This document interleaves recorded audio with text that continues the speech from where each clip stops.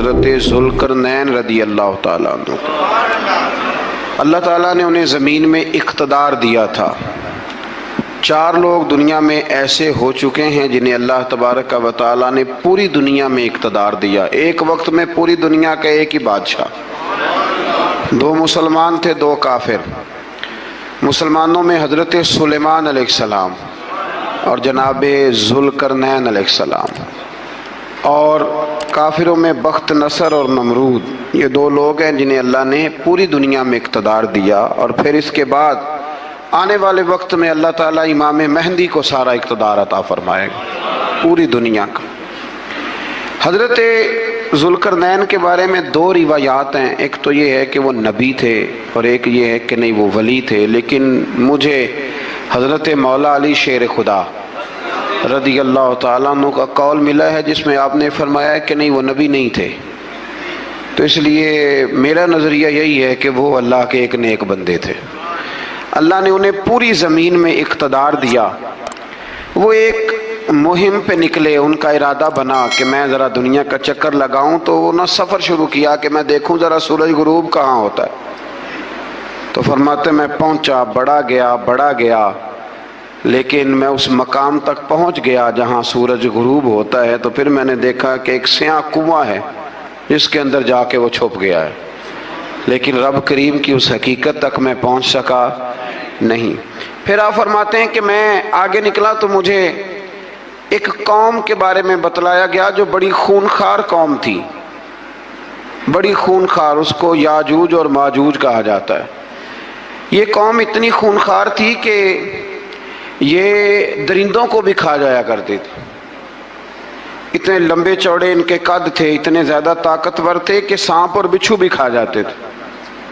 یہ نکلا کرتے تھے سبزے کے دنوں میں تو ساری کھیتیاں اجاڑ جاتے تھے، ہر چیز تباہ کر جاتے تھے، حتیٰ کہ انسانوں تک کو کھا جاتے تھے۔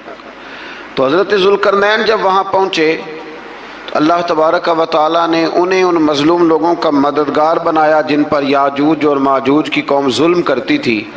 انہوں نے آپ سے کہا کہ حضور مہربانی فرمائیں، اس قوم سے تو ہماری جان چھڑائیں۔ تو آپ نے فرمایا تم میری مدد کرو۔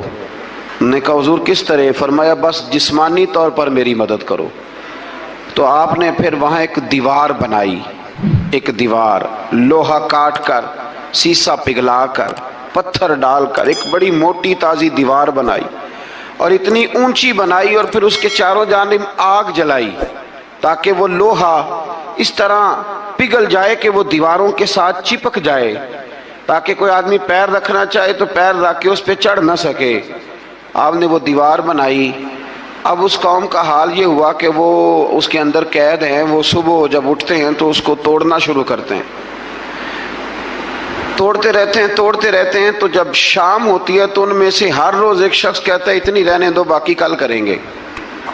لیکن جب وہ سویرے اٹھتے ہیں تو اللہ تعالیٰ اس دیوار کو پھر سے مضبوط فرما دیتا ہے۔ نبی کریم علیہ السلام نے فرمایا قرب قیامت میں ایک وقت آئے گا، قیامت کے قریب جا کے ایک ٹائم ایسا آئے گا کہ اس مخلوق میں سے ہی ایک شخص پکارے گا اور پکار کے کہے گا کہ اب سو جاؤ انشاءاللہ۔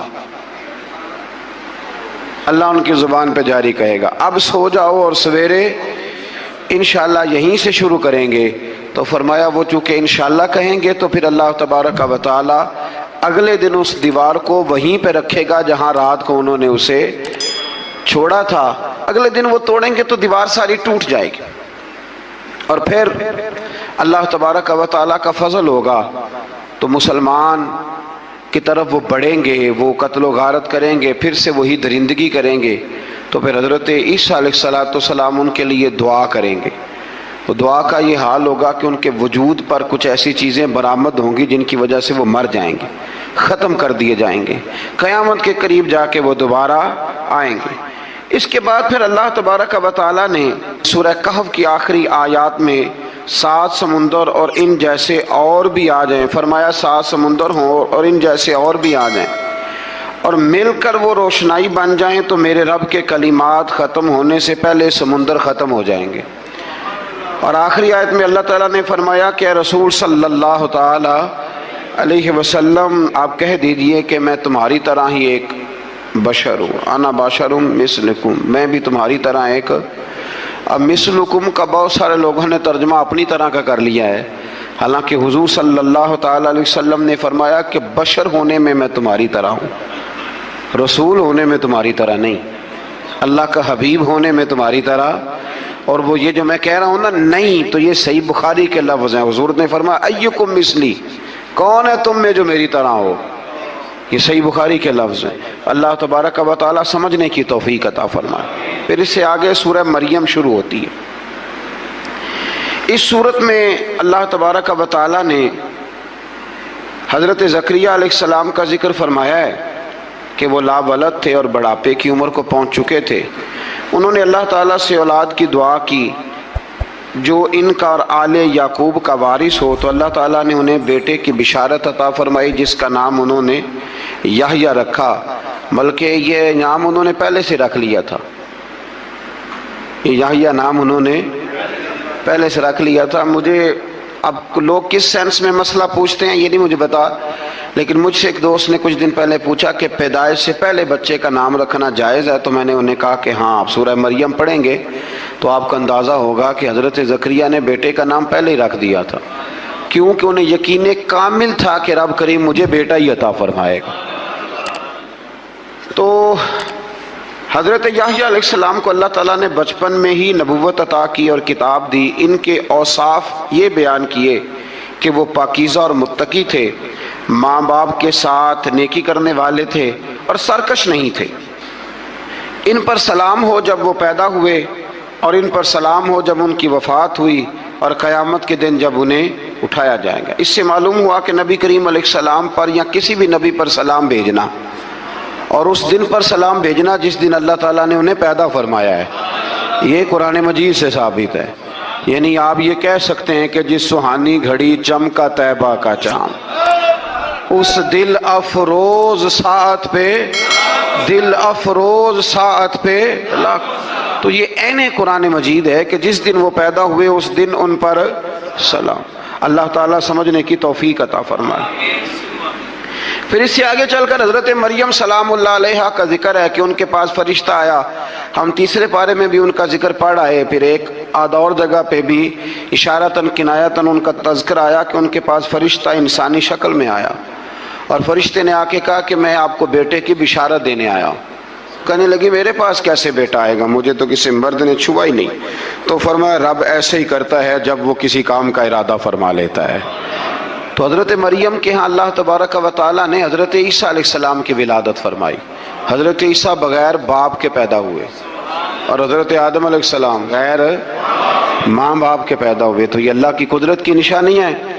अब हज़रत ईसा अलैहिस्सलाम की जब विलादत हुई तो ये आपका मुजज़ा और हज़रत मरियम की करामत सामने आई कि आप एक खुश्क खजूर के नीचे बैठी तो अल्लाह ताला ने उसे सरसब्ज़ व शादाब कर दिया, और आप उसको हिलाती थी तो वो खजूरें गिरती थी। बड़ी परेशान थी आपके कौम के सामने, क्या मुँह लेके जाऊंगी, लोग क्या कहेंगे। लोगों के लिए इल्ज़ाम लगाना, प्रोपेगेंडा करना ये बड़ा ही आसान काम है। दो ही तो काम दुनिया में आसान है, एक बदगुमानी करना और एक गीबत करना। और इतना मज़ेदार काम है कि आप सारी दिहाड़ी कराएं। कोई बंदा थकने को तैयार, माज़अल्लाह सुम्मा माज़अल्लाह सारा दिन। और अगर आप कहें कि अल्लाह का जिक्र करो, तस्बीह ले लो, सिर्फ 500 दफ़ा दुरूद शरीफ पढ़ लो, तो फिर क्या बनेगा, काम याद आ जाएगा। बहुत सारे लोगों निकल लेंगे। कभी कभी कुछ चीज़ें बड़ी याद रह जाती हैं। एक शायर ने एक शेर कहा था, मेरी थोड़ी सी शेरी ज़ौक़ है तो मुझे दिलचस्पी है, रह जाती हैं कुछ बातें ज़हन में। एक दफ़ा हमारे एक दोस्त के बारे में कुछ प्रोपेगेंडा होने लगा तो मैंने उन्हें एक शेर लिख के भेजा, मुझे याद था। मैंने एक शेर लिखा, किसी शायर ने कहा था कि मखलूक तो फनकार है इस दर्जा के पल भर में, संगे दरे काबा से भी असनाम तराशे। काबे के अंदर से मिट्टी लेके लोग बुत बना लेते हैं और अल्लाह का शरीक बनाते हैं। तो कहने लगा शायर के मखलूक तो फनकार है इस दर्जा के पल भर में, संगे दरे काबा से भी असनाम तराशे। तुम कौन हो, क्या चीज़ है दागे कबाबी, लोगों ने तो मरियम पे भी इल्ज़ाम तराशे। लोग तो मिनट लगाते हैं, वो जो रही मस्जिद में, पली मस्जिद में, लोगों ने इल्ज़ाम लगाने का वक़्त आया तो इल्ज़ाम लगा दिया, सैयद आयशा सिद्दीक़ा पे लगा दिया। सिद्दीक की बेटी और सिद्दीका। आप सोच सकते हैं कि लोग कहां तक जाते हैं और बातें कहां तक पहुंचती हैं। तो ये मेरे रब करीम का फजल और करम है कि जनाब मरियम की बारात का ऐलान भी कुरान ने किया और हजरत आयशा सिद्दीका की बारात का ऐलान भी कुरान पाक ने फरमाया। ये भी कुरान मजीद ने फरमाया है। और कल परसों भी बात हो रही थी हजरत यूसुफ अलैहिस्सलाम की, तो इल्ज़ाम तो लगते रहते हैं। तो मैंने उस दिन भी सवाल किया था, फिर दोहराता हूँ कि गलती क्या थी हजरत यूसुफ की। कभी कुआं अंधेरा, कभी भाइयों के थप्पड़, कभी मिस्र का बाजार। और ज़रा सोचो तो सही, जब बोलियां लगती हैं इंसान की तो क्या हाल होता है। और फिर ज़रा ये भी तो देखो ना कि जब जुलेखा ने इल्ज़ाम लगाया तो फिर क्या हाल है। और फिर 12 साल की जेल पर रब फरमाते हैं शाने मैंने यूसुफ को ही अता फरमाई है। तो हजरत मरियम सलामुल्लाह अलैहा जब वो बेटा लेके गई उनके पास, तो उन्होंने कहा ये कहाँ से आ गया। तो आप फरमाने लगी मैंने तो चुप कर रोजा रखा हुआ है, इसी से पूछ लो ये कहाँ से आया है, यही बताएगा। पंघूड़े में थे हजरत ईसा अलैहिस्सलाम, पंघूड़े में। तो कुरान मजीद कहता है, कहने लगे काला इन्नी अब्दुल्लाह। हजरत ईसा बोले और बोल के कहने लगे मैं अल्लाह का बंदा हूँ। और आतानी अल किताब, खाली नहीं आया, किताब साथ लेके आया हूँ। वजअलनी नबिय्या, और उसने मुझे नबी बना के भेजा है। तो हजरत ईसा अलैहिस्सलाम पंघूड़े में हैं, तो कलाम फरमा रहे हैं, अपने नबी होने का ऐलान फरमा रहे हैं। अब उस बंदे के करीब जाके उससे सवाल करने को दिल नहीं करता जो नबी पाक के बारे में कहता है 40 साल के बाद नबी बने। यहां पंघूड़े में हजरत ईसा कलाम करें, पंघूड़े में, और वो पंघूड़े में कहे मैं नबी हूं। और तो अपने रसूल के बारे में ये कहे कि बकरियां चरा रहे थे तो माज़अल्लाह उन्हें पता ही नहीं था कि मैं नबी बन जाऊंगा। ऐसी कोई बात नहीं। आला हजरत फरमाते हैं अल्लाह अल्लाह वो बचपने की फबन, यानी बचपन में भी रंग ढंग निराले थे मेरे रसूल के। अल्लाह अल्लाह वो बचपने की फबन, उस खुदा भाती सूरत पे लाखों सलाम, उस खुदा भाती सूरत पे। और मरहूम आजम चिश्ती ने भी एक जुमला बड़ा खूबसूरत कहा, उसने कहा तेरी हयात पाक का हर लम्हा पैगंबर लगे, तेरी हयात पाक का हर लम्हा पैगंबर लगे।